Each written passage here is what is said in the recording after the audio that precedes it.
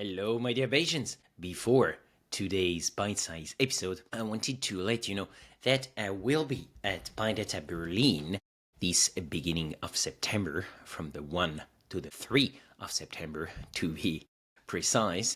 And I will also be giving a tutorial with my friend and also LBS alumni, of course, Jesse Grabowski. We'll be giving a tutorial about state space modeling that we called A Beginner's Guide to State Space Modeling. And you may know from Jesse's episode that state space models are powerful tools for time series analysis.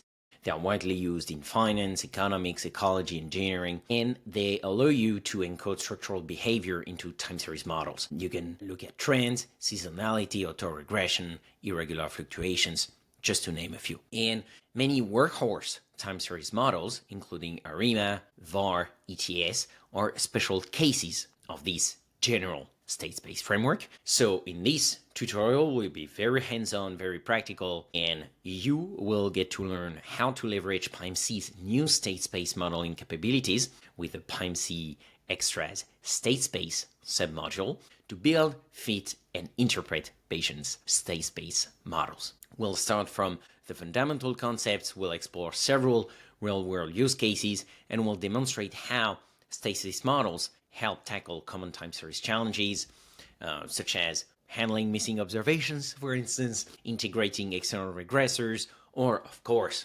generating forecasts. So, if that sounds interesting, well, I will put the link in the show notes to PyData Berlin 2025. Again, that's going to be a beginner's guide to state space modeling with Jesse Grabowski and myself on September 1st. We start at 10:40 a.m. Berlin time. And well, I hope that I will see you there. And then afterwards, of course, we'll get a Bayesian beer. In the meantime, take care, cheers, and enjoy today's bite size about causal AI with Robert Ness. Let me show you how to be a good busy and change your predictions. As someone who also creates pedagogical content, I'm always curious if you had any techniques that you prioritize for helping readers understand the causal concepts in relations to deep learning. Yeah, so looking at a lot of pedagogy for causal inference, one of the things I saw was that oftentimes these books or these courses, they felt a lot to me like a kind of a graduate's course on statistical methodology. So like, what do I mean by that? So let's say, in a grad school course on stat methods, you would say like, okay, well, let's look at regression, right? And we need to infer these coefficients, and here's the linear algebra way of inferring it, and you learn a whole bunch of linear algebra and you get some kind of linear algebra solution. It's like, okay, well now we want to add a regularizer. It's like, okay, well that changes the solution, or maybe you switch to maximum likelihood approaches, and you have to understand all the maximum likelihood stuff. And then and it's like, okay, well now we want to use a logistic regression or a log normal regression. Or some other generalized linear model. And it's like, okay, well now you have to kind of learn a bunch of statistics about these models. You have to learn how to optimize them, and you have to learn the inference. Learn things like deviance and stuff. And so and as a student, you're like, okay, just like more and more of these concepts to go deeper into this modeling framework. And then you have to kind of think about the practicalities of what you're doing with respect to the problem that you're trying to answer. So like, okay, do I have multiple replicates for one experimental unit? Great. Should I be using fixed effects or random effects or mixed effects?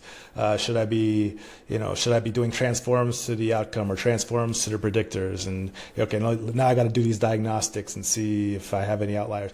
So you learn all of these practical statistical ideas, and those are good ideas to learn. Thing about causality is that all of these ideas, these statistical practicalities are kind of conditional on the causal assumptions that you build into your model. And what I had seen in a lot of pedagogy was that the causal ideas and the statistical practicalities were kind of being smushed together, right? So, you read a book and it's like, okay, here's propensity score analysis. Here's when you do it, and here's how you calculate the propensity score. Here's how you do this and that. It's like, okay, next is, I don't know, differences, right? So here's what you do, here's how you apply it, yada, yada, yada. And like, it felt like those kinds of like, just like a big laundry list of statistical stuff that you needed to learn to kind of learn causal inference. And so what I wanted to do with this book was to say, all right, well, honestly, like a lot of this is the statistical practicalities. You could leverage tools in modeling frameworks to just kind of do that for you, right? So I call this in the book just kind of the commodification of inference, right? That if you could take the statistical problem that you're working on and specify it in terms that a given statistical library can work with, then as long as you can explain it to the library exactly how the problem is set up, then you can depend on the library to handle the statistical nuts and bolts for you. Good example would be something like PyTorch. If you could take your, say, parameter estimation problem or your weight estimation problem and specify it in terms of an objective function, then you can kind of rely on PyTorch to take care of the statistical nuts and bolts for you, which allows you to focus allows me in the book to focus purely on the causal assumptions and how we think about them and how we encode them. I choose graphs as the way to encode them, and so it allows me to focus purely on that causal intuition, and then rely on software libraries to handle the statistical nuts and bolts. Also, and again, I think it's important, depending on who you are and what you're doing, maybe you need to understand why a propensity score is important in your problem, or why, which types of instrumental variables are important in your problem. But of course, then once you have this kind of, I'm hoping my book allows people to go broad and then deep, broad in many areas, deep in one area, right? So let's say, you can use this book to kind of get a global understanding of causal modeling and causal inference using this kind of high-level graphical approach. And then if you say, for example, within your field, you really need to know how to apply this specific type of instrumental variable modeling, great, then you can deep dive into that and learn all the statistical nuts and bolts for your particular area, while still feeling like you understand what other people are talking about when they talk about, say, graphical identification, or what they're talking about when they say, that they want to use a different type of estimation method, like, using propensity scores or using double machine learning or something like that. Yeah, it's fascinating.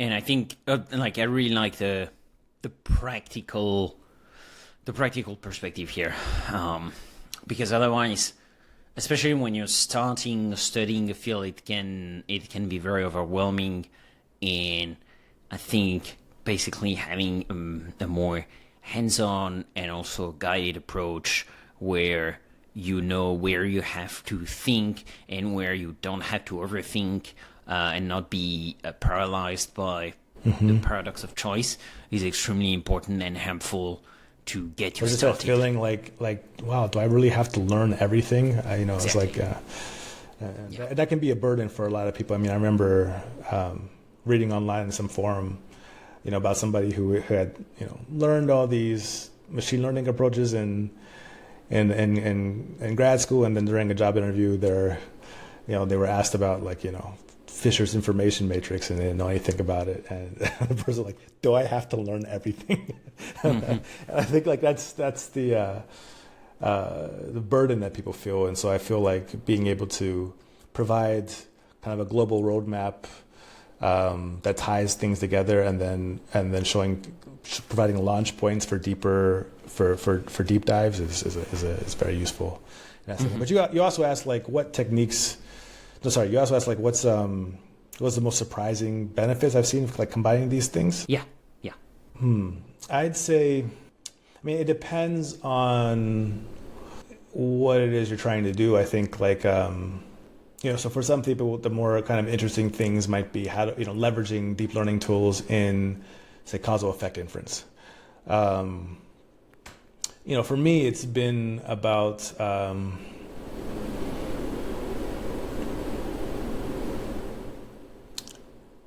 understanding. So I think of it from the perspective of what like machine learning people call inductive biases, right? So, and one of the things that I think the way kind of machine learning has developed is, somebody gets an intuition for how to solve a problem. They get the problem to work with deep learning, and then they do an ablation analysis, and then write a paper called, yada yada is all you need, right? And so what they're essentially doing is they kind of fiddle with something until it works, and they manipulate all the components of the system, and taking things away and then seeing if it still works, and then whatever's left, you assume, is the parts of the architecture that are providing the inductive bias you need to solve the problem. And oftentimes machine learning people call these invariances, right? Like things that if I apply some kind of transformation to the input, it should not change the output, right? So like if I do image classification and I have a picture of Spider-Man and I shift him from left to right across the image, it should still classify him as Spider-Man, right? But from like if you're a Bayesian, or if you're a causal inference researcher, you're thinking in terms of, wait a second, like I don't want to rely on I'm nervous about relying on a neural network architecture with syntax I don't quite understand, and then just saying that this is guaranteed to encode some kind of inductive bias. I'd like to be able to just specify my inductive biases explicitly, like in the form of a prior, or in the form of a causal DAG, or say, for example, in classes of functions that relate to one variable to another. Say, like I don't know how A causes B. I'm not really sure how it causes B specifically. I can't write it down mathematically, but I know it's monotonic, right? So I just want to have monotonicity just be a thing that this model is going to guarantee me, right? And so, I think that's the approach that I take in terms of thinking about causality and how it talks about AI, is to say, like, one of the more surprising results is kind of giving people systematical ways of saying, like, I want to just know my model is going to encode this inductive bias. I don't want to just hope. But also going the other direction, which is to say, like, well, this is so this model works. I've done this fancy deep learning model and it works, but how do I know it's really going to work? Well, theoretically, given causal inference, this causal query requires these assumptions and this type of data at minimum in order to be able to correctly infer this quantity that I'm interested in. And so if my deep learning model is doing it, it must somehow be doing that under the hood. And so it gives you kind of like a theoretical compass to explore, why like if this AI model is doing what I think it's doing, then it must somehow be encoding this causal information, because that's theoretically necessary. That theoretically must be true. Therefore, let me go search for how it's doing that. And so I think that's where some of the more useful use cases have come for me. Yeah, that makes sense. And that's gonna relate to a question I'm gonna ask you in a few minutes. But before that, a bit broader question. How, like, the last time I had you on the show was a few years ago, and the probabilistic machine learning and causal inference landscape has evolved a ton. So I'm wondering if you have some views that have evolved since then. Yeah, I mean, I haven't listened to haven't listened recently to the original podcast. I'm not really sure what I said. Fun fact, I actually never listened to podcasts of myself because I'm just mortified to hear my own voice. Like, is that really what I sound like? But since then, there's been the explosion of large language models and multimodal models, or foundation models, whatever you want to call them. And I think so. A lot of the questions have been like, so how do these ideas, how they evolved in the context of this new modeling space? And I think that there's a lot of interesting directions here, and I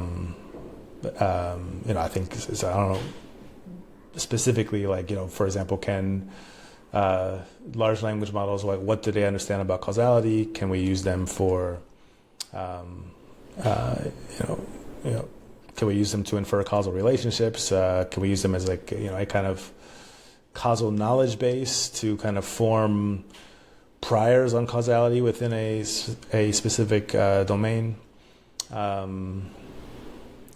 can we look at cognitive science models for how humans reason causally, and kind of build them out as computational models, and then see if we can incorporate these large language models or multimodal models in this within these computational models, or can we kind of design experiments that test if these models are actually doing similar types of causal reasoning as humans? I think I've been interested in. At the end of the day, these are just another kind of generative model, right? And so, with the models I'm talking about in my book, I'm focusing mostly on numerical data, and of course, you can have these generative models generate numerical data. I also have a lot of examples of image data using, say, for example, variational autoencoders that are using a causal directed acyclic graph. And of course, you could do the same thing with, say, large language models or multimodal models. The last chapter of the book is devoted entirely to this. So, for example, there's an example in that book where I build a DAG and then build a generative model on the DAG using large language models, where the generation from each node in the DAG conditional on its parents is using a language model. And